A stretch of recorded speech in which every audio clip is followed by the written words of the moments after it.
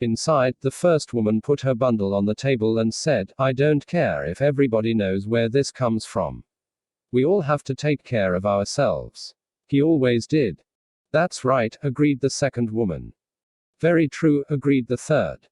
"Does a dead man need these things?" continued the first woman. "And why was he so mean while he was alive? We all worked for him, didn't we? Cleaned his house, washed his clothes, cooked his soup. And what did we get? 3 shillings a week. It's no surprise that he died alone, with no friends around him." "You never spoke a truer word," said the second. "He was a bad man, we all know that," said the third. "Now what have we here?" said old Joe, opening the women's bundles. "Buttons, pencils, boots, silver spoons, some excellent bed curtains, blankets, and a very good shirt," he added, feeling the fine cotton. "Yes, it was his best," said the first woman. "They put it on him after he died. But he doesn't need it now that he's dead. And the blankets and bed curtains. He doesn't need them either. You took the shirt off a dead body, and the blankets and curtains off his bed, while he was lying there." "Well, well," said Joe, shaking his head. "Here's your money." And he counted out several shillings into the women's hands.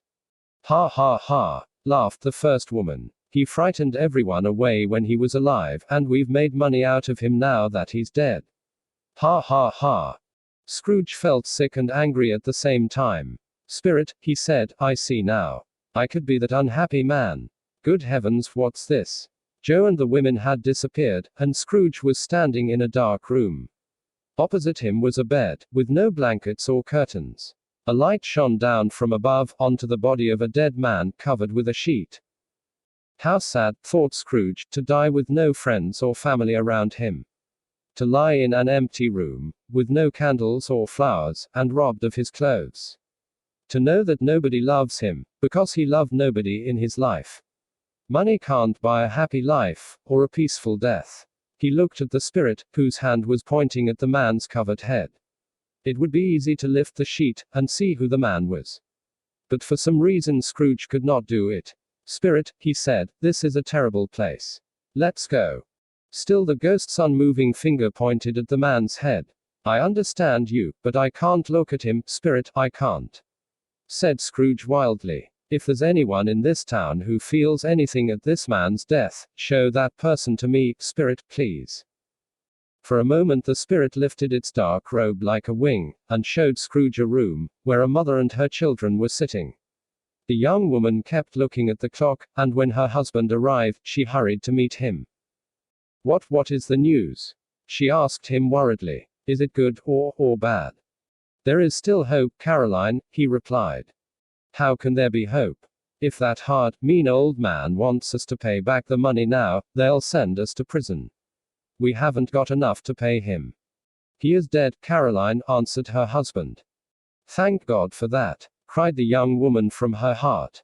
The next moment she realized what she had said. "Oh, I didn't mean that. I'm sorry if anyone dies. Perhaps the person who inherits his business will give us more time to pay the money back. And we'll have the money by then. Tonight we can sleep well, Caroline." "So, Spirit," said Scrooge in a broken voice, "you can show me only happiness at this man's death. It frightens me, Spirit.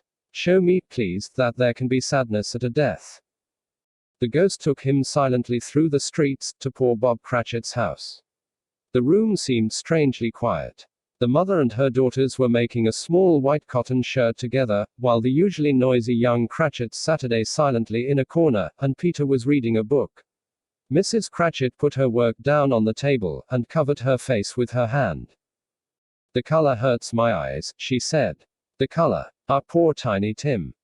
They're a little better now," she went on. "It's difficult to work by candlelight. And I don't want to show red eyes to your father when he comes home." "He's a bit late," said Peter, "but I think he's walked more slowly these last few days, Mother." They were very quiet again. At last she said bravely, "I've known him walk with Tiny Tim in his arms, very fast indeed." "So have I," cried Peter. "Often. But he was very light to carry, and your father loved him so much. And there's your father at the door now." She got up quickly to kiss Bob as he came in. He looked tired and thin, and needed his long scarf, poor man. Martha took his boots and scarf off, and Belinda brought him his tea, and the little Cratchits Saturday close to him. He was very cheerful with all of them, and was pleased with the little shirt that his wife and daughters were making. "It'll be ready long before Sunday, won't it?" he said. "Sunday? You went there today, then, Bob?" asked his wife. "Yes, my dear. You'd love to see it. It's a beautiful green place. But you'll see it often. I promised him that we would go there every Sunday." "My little child!" cried Bob, hiding his face in his hands. He had loved the boy very much. He went upstairs to the quiet bedroom, where the child lay. Poor Bob Saturday down beside him, and when he felt calmer, he kissed the little face, and went downstairs again almost happy. "My dears," he said to his children, "one of these days some of you will marry and leave home. In a few years' time perhaps all of you will. But I'm sure none of us will ever forget Tiny Tim, will we?" "Never, father," they all cried. "And I know," said Bob, "that when we remember how patient and gentle he was, although he was only a little child, we won't argue among ourselves. We'll remember poor Tiny Tim, and love each other." "We will, father," they all cried again. "I am very happy," said Bob. "I am very happy." Mrs. Cratchit kissed him, his daughters kissed him, the two young Cratchits kissed him, and he and Peter shook hands. "Tiny Tim, your goodness lives on in your family." "Spirit," said Scrooge, "I know that you will leave me soon. Tell me who the dead man on the bed was." No answer came in words, but the ghost of Christmas yet to come took Scrooge through the streets of London again. "Wait a moment," said Scrooge. "We're passing my office. Let me see how I shall look in the future." The spirit stopped. Its hand was pointing away from the office. But Scrooge hurried up to the window and looked in. It was an office still, but not his. The furniture was not the same, and the figure in the chair was not himself. The ghost continued to point onwards, and Scrooge followed. They reached a church, and entered the churchyard. Here, among the untidy graves and the uncut grass, lay the miserable man whose name Scrooge would soon learn. It was a lonely place, most suitable for a man so unloved. The spirit stood and pointed down at one of the graves. Scrooge was strangely afraid. "Before I look more closely at that gravestone," he said, "answer me one question. Are these the shadows of the things that will be, or are they only shadows of the things that may be?" Without replying, the ghost pointed silently down at the grave. Scrooge moved slowly towards it, and following the finger, read on the stone his own name, Ebenezer Scrooge. "Am I that man who was lying on the bed?" he cried. The spirit pointed from the grave to him, and back again. "No, spirit. Oh, no, no." The finger was still there. Scrooge fell to the ground in front of the ghost, holding its long dark robe. "Spirit, listen. I am a changed man. I have learned my lesson from you spirits. Why show me this terrible end, if there is no hope for me?" For the first time the hand appeared to shake. "Good spirit, tell me that my future will change, if I change my life now." The kind hand shook again. "I will remember the past, and think of the future. I will be good to other people. I will keep Christmas in my heart, and will try to be kind, and cheerful, and merry, every day. Oh, tell me I can clean away the writing on this stone." Wildly, he caught the ghostly hand and held it for a moment. But the spirit was stronger than him, and pulled its hand away. Just then Scrooge noticed that something strange was happening to the spirit. It was getting smaller and smaller, and suddenly it became a bedpost. Why? 5. The end of the story. And the bedpost was his own. The bed was his own, the room was his own. Best and happiest of all, the future was his own, to change his life in. "I will remember the past, and think of the future," repeated Scrooge, as he jumped out of bed. "God bless you, Jacob Marley. And God bless Christmas." In his excitement he found it difficult to speak. His face was still wet from crying. "Here are my bed curtains," he cried delightedly. "They aren't stolen. And I'm alive. Those were only shadows of things that may be. The future will be different. I know it will." All this time his hands were busy, hurriedly putting on his clothes. He put his left foot in his right shoe, couldn't find the buttons on his shirt, and forgot to brush his hair. "I don't know what I'm doing," said Scrooge, laughing and crying at the same time. A Merry Christmas to everybody. A Happy New Year to all the world. Hurrah! There's the door which Jacob's ghost came through. There's the corner where the ghost of Christmas present Saturday. There's the window where I saw the traveling ghosts. It's all true, it all happened. Ha ha ha. Really, for a man who hadn't laughed for so many years, it was an excellent laugh. The father of a long line of excellent laughs. I don't know what day of the month it is, said Scrooge. I don't know how long I've been with the spirits. I don't know anything. I'm just like a baby. Never mind. I prefer being a baby. Hurrah. Just then he heard the church bells ring out louder than he had ever heard before. Running to the window, he opened it and looked out. No fog at all, a clear, bright, cold day, golden sunlight, blue sky, sweet clean air, merry bells. Oh, wonderful, wonderful. What's today? He cried, calling down to a boy in the street. Today, replied the boy, in great surprise. Why, it's Christmas Day. So I haven't missed it, thought Scrooge. The spirits have done it all in one night. He called down to the boy again, "Hallo, young man. Do you know the meat shop at the corner of the next street?" "Of course I do," replied the boy. "What an intelligent boy," said Scrooge. "Do you know if they've sold the big turkey that was in the shop window yesterday?" "What, the one as big as me?" asked the boy. "What a delightful boy," said Scrooge. "It's wonderful talking to him." "Yes, that's the one." "It's still there in the window," said the boy. "Is it?" said Scrooge. "Well, go and buy it." "You don't mean it," cried the boy. I do. I'm serious. Go and buy it, and tell the man to bring it back here. Come back with the man and I'll give you a shilling. Come back in less than 5 minutes and I'll give you 3 shillings. The boy went off like a bullet from a gun. "I'll send the turkey to Bob Cratchit's," laughed Scrooge. "He'll never know who's sent it. It's twice as big as Tiny Tim. Ha ha ha." He went on laughing as he wrote Bob's address, gave it to the man with the turkey, and paid for a taxi, because the turkey was much too heavy to carry all the way to Camden Town. Now he finished dressing, and went out into the streets, wearing his best clothes. The town was full of happy, busy people, and Scrooge smiled at all of them. 3 or 4 men said cheerfully to him, "Good morning, sir. And a Merry Christmas to you." Scrooge thought these were the best sounds that he had ever heard. As he was walking, he suddenly noticed one of the comfortable-looking gentlemen who had come to his office to ask for money for the poor. Scrooge went straight up to him, took the old gentleman by both hands, and said, "My dear sir, how are you? A Merry Christmas to you, sir." "Mr. Scrooge?" asked the gentleman, surprised. "Yes, that's my name. I'm very sorry for what I said to you when you visited me yesterday. Will you please?" And he spoke very quietly in the gentleman's ear. "Good heavens!" cried the gentleman. "My dear Mr. Scrooge, are you serious?" "I am. Not a shilling less. I must tell you, I haven't given anything to anyone for years." "My dear sir," said the gentleman, shaking hands with him, "I don't know how to thank you for." "Don't say anything, please," replied Scrooge. "Will you come and see me tomorrow about it?" "I will," cried the old gentleman happily. "Thank you, and God bless you," said Scrooge.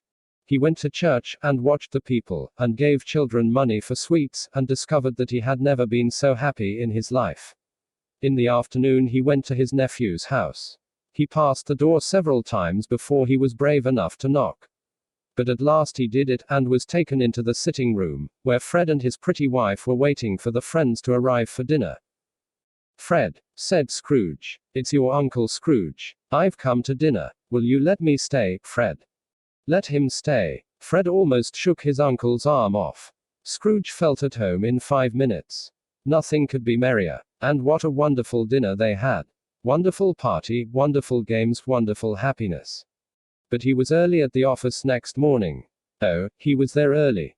He wanted to catch Bob Cratchit arriving late. And he did. The clock struck 9. No Bob. A quarter past. No Bob. He was 18½ minutes late when he finally hurried in. Scrooge was sitting with his office door open.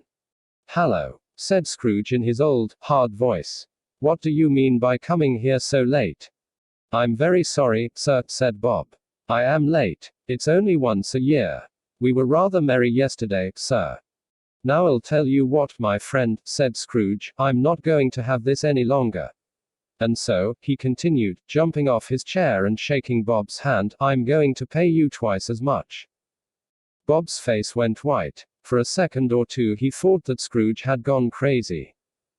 A Merry Christmas, Bob, said Scrooge, and it was clear that he meant it. A merrier Christmas, Bob, than I've given you for a long time. I'm going to pay you well, and help you with your family, and we'll discuss it all this afternoon over a Christmas drink, Bob. Put more wood on the fire at once, Bob Cratchit, and let's be comfortable. Scrooge did everything that he had promised, and more. To Tiny Tim, who did not die, he became a second father. He became as good a friend, employer and man, as anyone in London or in the world. Some people laughed to see the change in him, but he did not care. His own heart laughed inside him, and that was good enough for him. He never had any more conversations with spirits, but kept Christmas cheerfully, and lived a happy life. That is what all of us want, and so, as Tiny Tim said, God bless us, everyone. Glossary. Carol, a special song which people sing at Christmas, cheerful looking or sounding happy. Christmas Eve, the 24th of December, the day before Christmas Day. Clerk, someone who works in an office, writing letters, etc. Delight, a pleased and happy feeling. Delighted, very pleased and happy. Extinguisher, a thing shaped like a tall hat, which you put on a candle to stop it burning. Fog, a thick mist that stops you seeing clearly. Foggy, very misty. Frost, a thin white cover of ice on the ground in very cold weather. On page 2, Scrooge's white hair and cold heart. God bless you. People used to say this when they liked someone, or were grateful to them. Humbug, nonsense, silly ideas, dishonest or untrue words. Kiss, v, to touch someone lovingly with your lips. Merry, happy, cheerful. Partner, someone who owns a business with another person. Point, v, to show with your finger or arm where something is present. N, the time now, not past, not future. Shilling, a coin in old British money, equal to 5 pence today. Spirit, the ghost of a dead person, or a kind of person, without a living body. Stare, to look hard at something or someone for a long time. Strike, past tense, struck, of a clock to tell the hour, half hour, or quarter hour by sounding a bell. Tiny, very small. A Christmas Carol. Activities, activities before reading. 1. The title of this story is A Christmas Carol. Do you think it is going to be about 1. Christmas music. 2. A party in winter. 3. Changes in someone's life. 4. A baby girl. 2. Read the story introduction on the first page of the book, and the back cover. What have you found out? Cross out the words that are wrong. 1. Scrooge is a kind, cross, miserable, happy, mean, generous old man, who enjoys, hates Christmas and is only interested in family life, making money. 2. Bob Cratchit is Scrooge's clerk partner and he works in a warm, cold office, library with a small, large fire. 3. Jacob Marley, Scrooge's clerk partner, is dead, alive. 4. Frightening, enjoyable things happen to Scrooge on Christmas Day Eve, and he sees 4 ghosts. 5. By Christmas Day, Scrooge is a changed man, has forgotten all about it. 3. How much do you know about Christmas in Britain? Think about these questions. 1. Do people give presents? 2. What kind of food do people eat? 3. Do people go to work, or to church, or stay at home? 4. Do people visit friends or family? 5. What do people say when they meet in the street? What do you do in your country for special holidays like Christmas? 4. This is a ghost story. What do you think about ghosts? 1. What time of day or night do ghosts usually appear? 2. Are ghosts always frightening? 3. What do you expect a ghost to look like? 4. What kinds of message do ghosts often bring? 5. Do you believe in ghosts? 6. Have you ever seen a ghost? 7. Do you know anyone who has seen a ghost? 5. Scrooge learns a lesson that he will never forget. Can you guess what kind of lesson? Choose Y, yes, N, no, or P, perhaps, for each of these ideas. 1. He loses all his money. Y, N, P. 2. He dies of heart trouble. Y, N, P. 3. His family refuses to speak to him. YNP4 he finds the love of his life again. YNP5 he has no one to work for him. YNP6 he sees what the future holds for him. YNP7 he learns to like people. YNP8 he has his tongue cut out. YNP activities while reading. Read chapter 1. Who said this, and to whom? What or who were they talking about? 1. You're too rich to be unhappy. 2. I'll see you dead first. 3. Many can't go there, and many prefer to die. 4. It's only once a year, sir. 5. I am here tonight to warn you. Read chapter 2. Here are some untrue sentences. Rewrite them with the correct information. 1. Nothing happened when the clock struck 1. 2. The ghost took Scrooge back to his past, but Scrooge did not remember any of it. 3. Scrooge's eyes were wet because he had a cold. 4. Old Fezziwig made his clerk's work on Christmas Eve. 5. Scrooge had never wanted to marry anybody. Read chapter 3. Choose the best question word for these questions, and then answer them. Who, where, why? 1. Did the ghost of Christmas present take Scrooge first? 2. Did the spirit hold his torch over people's heads? 3. Had a special place in Bob Cratchit's heart? 4. Didn't Mrs. Cratchit want to drink to Scrooge's health? 5. Played a yes-no game. 6. Were the ghostly figures under the ghost's robe? Read chapter 4, and then match these halves of sentences.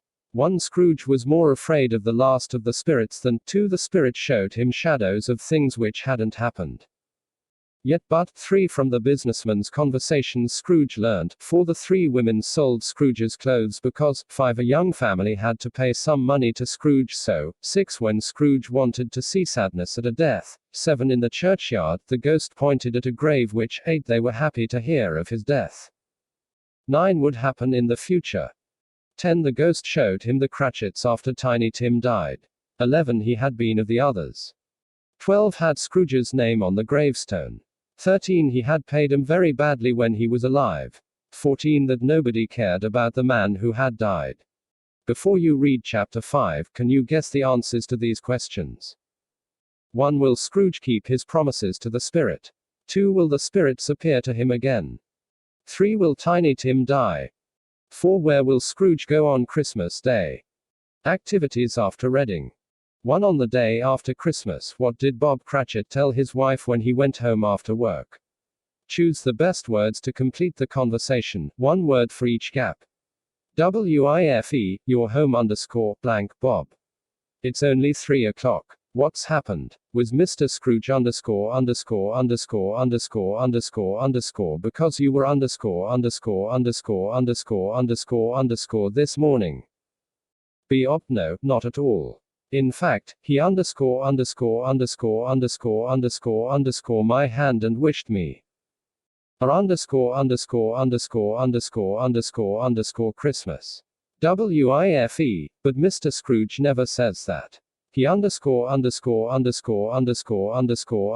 Christmas. Bob, I know.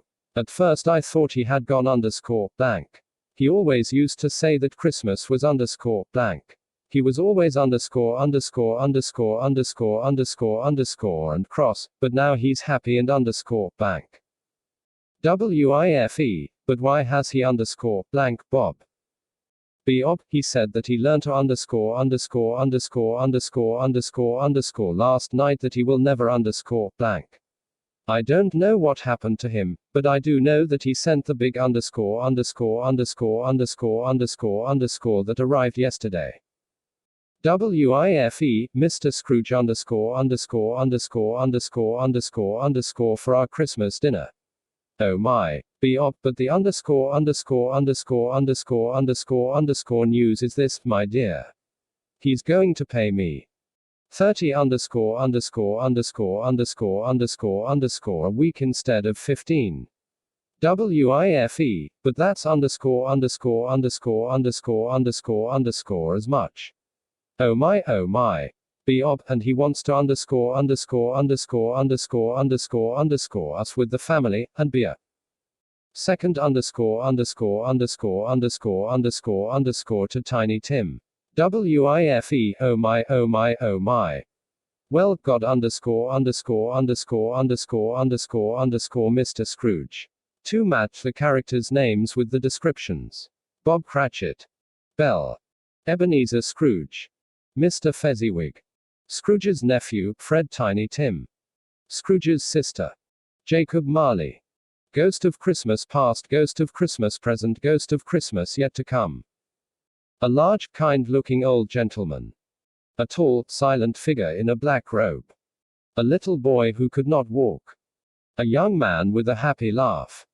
A clerk with a long white scarf. A spirit who had been unable to rest for 7 years. A figure with long brown hair and a warm, friendly smile. An old man with red eyes, white hair, and a cross voice. A warm-hearted little girl. A beautiful young girl who loved a cold-hearted man. A figure with long white hair, but soft, young skin. 3. Which of these characters belong to Scrooge's past life, and which to his present life? Make 2 lists. Dick Wilkins. Bell. Jacob Marley. Fred. Tiny Tim. Bob Cratchit. Scrooge's sister. Mr. and Mrs. Fezziwig. 4. Perhaps Scrooge's sister sent a letter to her son, Fred, just before she died. Put the sentences in the right order to make her letter. My dear Fred. 1. Before I die, there's one thing I want to ask you, try to be a good friend to your Uncle Ebenezer. 2. Take care of yourself, my dear boy, and think of me sometimes when I am gone. 3. I don't think I have long left to live now, so this will probably be my last letter to you. For you see, our father was a cold, hard man, who didn't love Ebenezer at all. 5. But when she realized that he would always love money more than her, she married another man. 6. When he was older and started work, he began to show an unhealthy interest in money, and that was the reason why he never married. 7. I know he seems to hate people, but remember that he had a difficult life when he was younger. 8. Poor Ebenezer. I know that you, with your warm heart, will feel sorry for him, now that I've told you this. 9. And so, as a child, Ebenezer too became cold, and spent a lot of time alone. 10. There was a girl who loved him once, a beautiful young woman called Belle, your loving mother. 5. What is the message of this story? Complete the sentences to explain your ideas. 1. You should always try blank. 2. Nobody likes blank. 3. The most important thing in life is blank. 4. It is never too late blank. 6. What do you think about this story? Can people really change that easily? Complete this passage to make a different ending for the story. Use as many words as you like. Ebenezer Scrooge did not do everything that blank. He did pay Bob Cratchit 30 shillings a year, but poor Bob had to blank. It was too late for Scrooge to blank, and soon he became as blank. There was no extra wood blank, and Scrooge never became blank.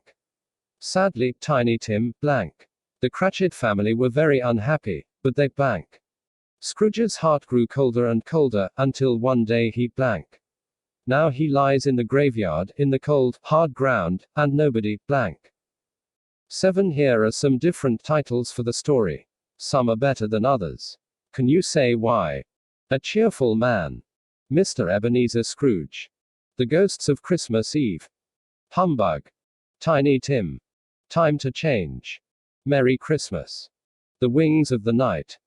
About the author. Charles John Huffam Dickens, 1812-70, was born in Portsmouth, in England. His family were bad at managing their money, and they were very poor. The worst time for Dickens was when his father went to prison, because he could not pay back money he had borrowed, and Dickens was sent, aged only 12, to work in a factory. He remembered this terrible time all his life, and wrote about it in his novel David Copperfield 25 years later. He became a newspaper reporter, and wrote his first novel, The Pickwick Papers, 1837, which was very popular. In the next 4 years, he wrote 3 more novels, Oliver Twist, Nicholas Nickleby and The Old Curiosity Shop, which were all very successful. People loved A Christmas Carol when it appeared in 1843.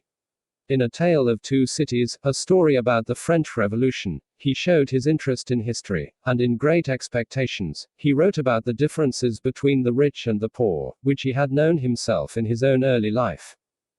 He spent long hours at his writing desk, but he also had time for his large circle of family and friends, and for helping people. He thought that all people should be free, and have enough money to live a comfortable life. As he grew older, he worked harder than ever, giving public readings of his works in Britain and America, and continuing to write novels. There have been hundreds of books, films and plays about Dickens' stories. Many people think he is the greatest English novelist of all time. Oxford Bookworms Library. Classics, crime and mystery, fact files, fantasy and horror, human interest, play scripts, thriller and adventure, true stories, world stories. Oxford Bookworms Library provides enjoyable reading in English with a wide range of classic and modern fiction, non-fiction, and plays. It includes original and adapted texts in 7 carefully graded language stages which take learners from beginner to advanced level. An overview is given on the next pages. All Stage 1 titles are available as audio recordings, as well as over 80 other titles from starter to Stage 6. All starters and many titles at stages 1 to 4 are specially recommended for younger learners. Every bookworm is illustrated, and starters and fact files have full-color illustrations. The Oxford Bookworms Library also offers extensive support. Each book contains an introduction to the story, notes about the author, a glossary, and activities. Additional resources include tests and worksheets, and answers for these and for the activities in the books. There is advice on running a class library, using audio recordings, and the many ways of using Oxford Bookworms in reading programs. Resource materials are available on the website less than. The Oxford Bookworms collection is a series for advanced learners. It consists of volumes of short stories by well-known authors, both classic and modern. Texts are not abridged or adapted in any way, but carefully selected to be accessible to the advanced student. You can find details and a full list of titles in the Oxford Bookworms Library Catalogue and Oxford English Language Teaching Catalogues, and on the website less than. The Oxford Bookworms Library Grading and Sample Extracts. Starter 250 headwords. Present simple, present continuous, imperative, can, cannot. Must, going to, future, simple gerunds, her phone is ringing, but where is it? Sally gets out of bed and looks in her bag. No phone. She looks under the bed. No phone. Then she looks behind the door. There is her phone. Sally picks up her phone and answers it. Sally's phone. Stage 1 400 headwords. Past simple, coordination with and, but, or, subordination. With before, after, when, because, so, I knew him in Persia. He was a famous builder and I worked with him there. For a time I was his friend, but not for long. When he came to Paris, I came after him, I wanted to watch him. He was a very clever, very dangerous man. The Phantom of the Opera. Stage 2 700 headwords.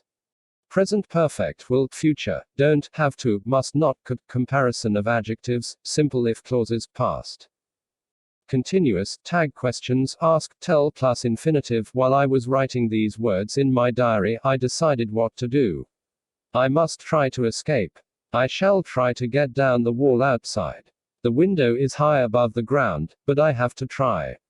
I shall take some of the gold with me. If I escape, perhaps it will be helpful later. Dracula. Stage 3 1000 headwords. Should, may, present perfect continuous, used to, past perfect, causative, relative clauses, indirect statements. Of course, it was most important that no one should see Colin, Mary, or Dickon entering the secret garden. Sir Colin gave orders to the gardeners that they must all keep away from that part of the garden in future. The secret garden. Stage 4 1400 headwords. Past perfect continuous, passive, simple forms, would conditional clauses, indirect questions, relatives with where, when, gerunds after prepositions, phrases, I was glad. Now Hyde could not show his face to the world again. If he did, every honest man in London would be proud to report him to the police. Dr. Jekyll and Mr. Hyde. Stage 5 1800 headwords. Future continuous, future perfect, passive modals, continuous forms would have conditional clauses, modals plus. Perfect infinitive, if he had spoken Estella's name, I would have hit him. I was so angry with him, and so depressed about my future, that I could not eat the breakfast. Instead, I went straight to the old house. Great expectations. Stage 6, 2500 headwords. Passive infinitives, gerunds, advanced modal meanings. Clauses of concession, condition. When I stepped up to the piano, I was confident. It was as if I knew that the prodigy side of me really did exist. And when I started to play, I was so caught up in how lovely I looked that I didn't worry how I would sound. The Joy Luck Club. Bookworms Classics Stage 3. Through the Looking Glass. Lewis Carroll. Retold by Jennifer Bassett. I wish I could get through into Looking Glass House, Alice said. Let's pretend that the glass has gone soft, and why, I do believe it has. It's turning into a kind of cloud. A moment later, Alice is inside the Looking Glass world. There she finds herself part of a great game of chess, traveling through forests and jumping across brooks. The chess pieces talk and argue with her, give orders and repeat poems. It is the strangest dream that anyone ever had. Bookworms Fantasy and Horror Stage 3. Moondial. Helen Cresswell. Retold by John Escott. Moondial. As Minty spoke the word, a cold wind went past her, and her ears were filled with 1,000 frightened voices. She shut her eyes and put her hands over her ears, and the voices and the wind went away.